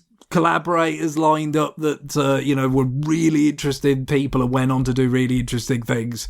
You know, like people that ended up working on Alien for Ridley Scott and Salvador Dali and all this, you know. But it's like, on the one hand, it does make a good yarn. On the other hand, it is just like, well, I'm sure you would have hoped the film would be incredible, but you know, like people generally do when they try and set out to make something, you know. So it's like, how different is this really from everything else that just doesn't get made? But you know, it kind of. I think that particular documentary found a certain amount of an audience anyway. All right. Well, I think that's going to do it for us this week. Emails go to rfn@nintendoworldreport.com. That is rfn@nintendoworldreport.com. But we cannot leave without two things. One, Greg will be out next week. We are working on getting something together for the crew. So we'll still have an episode next week. So we're out of the window of missing episodes. I think Guillaume's back the week after next. So it'll be a little while before everybody's back again, but we're getting closer. And then the second thing, Greg, I need some music. Yes, well, AG wrote in to mention that on the 20th of April, which will be shortly after this episode is published, it's actually the 20th anniversary of Okami's first release. Oh my God. That was in Japan on PS2 in 2006, the 20th of April. Of course, that was several months before we got Twilight Princess with its, wolf-based antics. And I think it was September in America that Okami, so still, a couple of months before Zelda that year. And then it had to wait till 2007, I believe, in Europe, that Okami actually arrived, by which time, of course, Twilight Princess was out on Wii and GameCube at that time. I'm trying to remember if it was simultaneous over here, but certainly without on Wii anyway. But of course, so you had this kind of face-off of these action-adventure games starring wolves in that year. But I didn't get to play Okami until the Wii version, which was in 2008, which had its kind of pluses and minuses. I think it was a little bit wonky as a port in a few ways, in terms of I think some of the kind of visual effects, the filters to kind of create that watercolor painting look that the original game had weren't produced with the highest reproduced with the highest fidelity on Wii. And then you had the kind of motion control element, which on the one hand with the pointer and painting the particular kind of shapes and things to perform actions was a natural fit. But you did also have things like there weren't as many buttons within convenient reach, and that led to things like nunchuck mapped dodging, which gesture controls with the nunchuck were really not great. But I enjoyed my one and only to this point playthrough of Okami. I've got it on Switch. I played it a little bit. It is a long game, and I did not played all the way through it, even though I suppose being portable was really kind of probably the only I ever would ever replay it. I mean, I might go back to it, maybe see what boost mode does for it on Switch 2, for instance, could be a little bit interesting. But like I said, I enjoyed it quite a lot the first time. Certainly the aesthetic qualities, I think, are, the most striking and probably still hold up, the best to this day, right? Obviously, you talk about Clover at Capcom at that time, done a great things with Beautiful Joe on GameCube with the comic book kind of aesthetic, but now, like I said, with that watercolor painting, for this Japanese period setting and everything, it was just, at the time, very, very striking. And, kind of felt like it was going down the trail that Wind Waker, had helped blaze, while actual Zelda very much wasn't doing that, right? It was just pretending to be Lord of the Rings. Sure was. Kind of funny in that way. But of course, the music as well, big part of evoking that sense of place and theme and everything. And so the song that AG picked as Ida Race, which is, obviously a lot of the soundtrack is kind of more atmospheric, kind of slow. This gives us something kind of punchy to finish on. All right. Well, on that, it is time for us to go. Bye, everybody. Later. Bye-bye.